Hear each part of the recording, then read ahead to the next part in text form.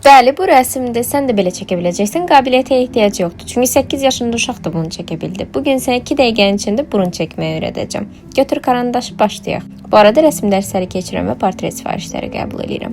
Düz burun şəklini necə çəkirdik? Biz düz trapesiya çəkmişdik. Düzdür? Burada da eyni qaydadır. Bu arada burun rəsmi düz formada mən izah eləmişəm, səhifədə var. İndi biz ortadakı sümüyümüzü düz yox, baxın kənara doğru aparıb çəkirik və mütləq şəkildə bunlar paralel olmalıdır. Yəni biri yuxarı, biri aşağı baxmasın. Yuxarıdakı xəttləri də bu şəkildə qeyd edirik. Yəni ikisini biraz əyib bu şəkildə məsafə saxlayıb birləşdiririk. Sonra dairə çəkirik. Dairəni də biraz xəttlərdən, qıraqdan çıxardırsan və bu şəkildə birləşdirib yumuşaldırsan pozanla. Ondan sonra burun dəliyini qeyd edirik. Burun dəlikləri də eyni formadadır demək olar. Balıq formasında, çətin forması yoxdur. Bu çərçivədən çıxmadan və burun dəliyə birləşdirmədən bu xəttləri də qeyd edirsən. Ola bilsin biraz formasız olsun, nəsə səhv olsun, problem deyil. Onların hamısı sonra düzələcək.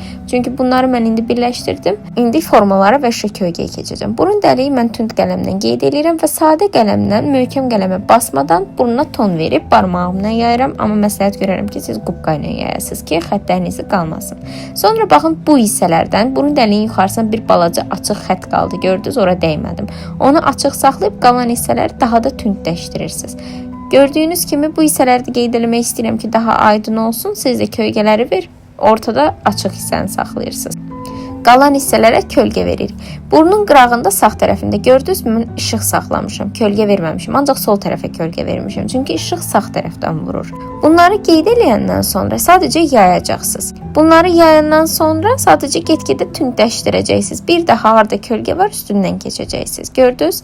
Sadəcə işığı əlavə elədim pozanla bir burnun sağ tərəfinə, bir də burnun ortasına. Biz əvvəlcədən verdiyimiz işıq kölgənin üstündən bir daha keçirsiniz və belə bir nəticə əldə edirsiniz. Mən qubqadan istifadə edirəm. Barmaqla da yaysaz, demək olar eyni nəticə olacaq.